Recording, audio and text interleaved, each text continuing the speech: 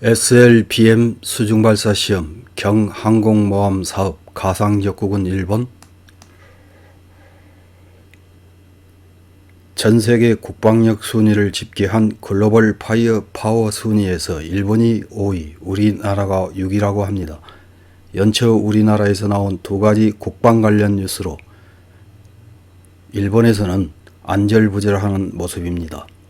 두 가지 뉴스는 1월 13일 교도통신의 연내 SLBM 수중발사 한국군 국산개발로 시험이라는 제목의 기사와 1월 14일 와우 코리아라는 매체의 한국형 경항공모함 개념 설계를 종료, 전투기 최대 16기 탑재라는 제목의 기사입니다.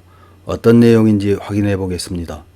먼저 연내 SLBM 수중발사 한국군 국산 개발로 시험이라는 제목의 기사를 보면 한국연합뉴스는 13일 한국군 소식통의 말을 인용해 작년까지 국산 잠수함 발사 탄도미사일의 지상발사 시험이 종료되고 올해 안에 수중발사 시험을 할 계획이라고 전했다.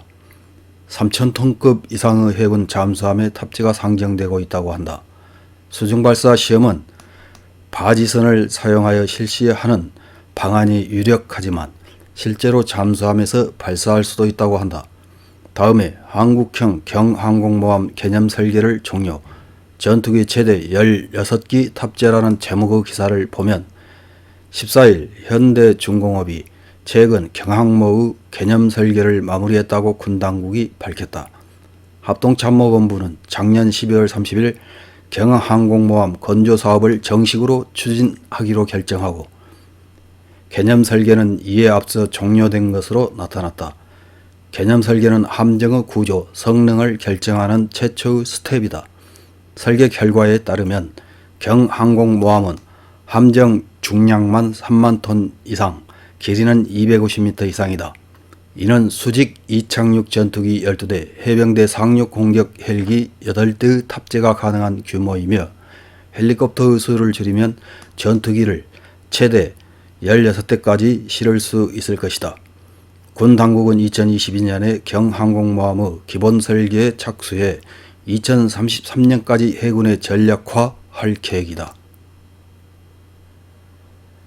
이런 기사를 본 일본 네티즌들은 어떤 댓글을 달았는지 몇 개 확인해보고 마치겠습니다. 첫 번째 댓글입니다. 항공모함에 전투기를 탑재한 것을 실전에서 사용할 수 있는지 여부는 또 다른 이야기라고 생각한다. 게다가 그런 예산이 있다면 이란의 원유 대금을 지불하면 될 텐데. 다음 댓글입니다. 북한과 통일이 된 새벽에 핵투사 플랫폼으로 사용할 작정이겠지.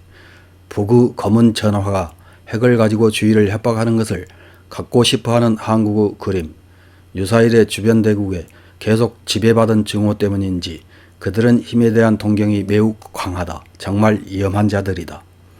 다음 댓글입니다. 주위 나라가 장착하고 있기 때문에 일본도 대항할 수 있는 것을 준비해야겠네요.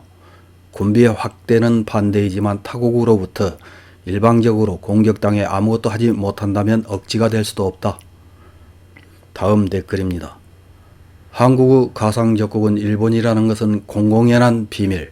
북한을 상대로 한다면 불필요한 무기의 개발이다. 반도국가에 불필요한 항공모함의 잠수함, 화기 관제 레이더를 해상 자위대의 초계기에 조사한 것도 있었고 일본도 한국은 적국으로 취급해야 한다.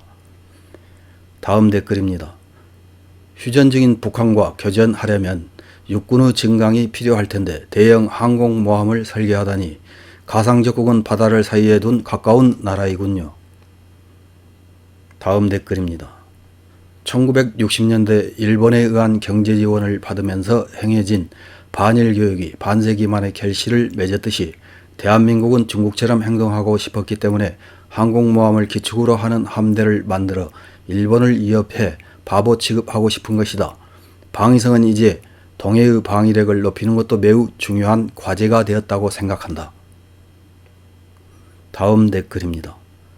윤곽 정도 간단하게 그릴 수 있다. 이것을 사양에 따른 관계기간 등이 확인하고 나서 문제가 없으면 설계로 옮기기 때문에 아직 멀었습니다.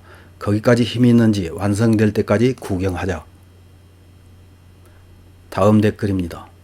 상당히 앞서네요. 일본의 이즈모 형에 대항하는 것입니다. 그런데 그 무렵이면 일본에서는 휴우가형의 후계함 계획이 구체화되고 있는 시기입니다. 아마 한국형보다 고성능이라고 생각합니다. 잠수함과 FFM, DDG가 남은 것 같아요. 한국은 제공권 없으면 표적이에요. 이상입니다.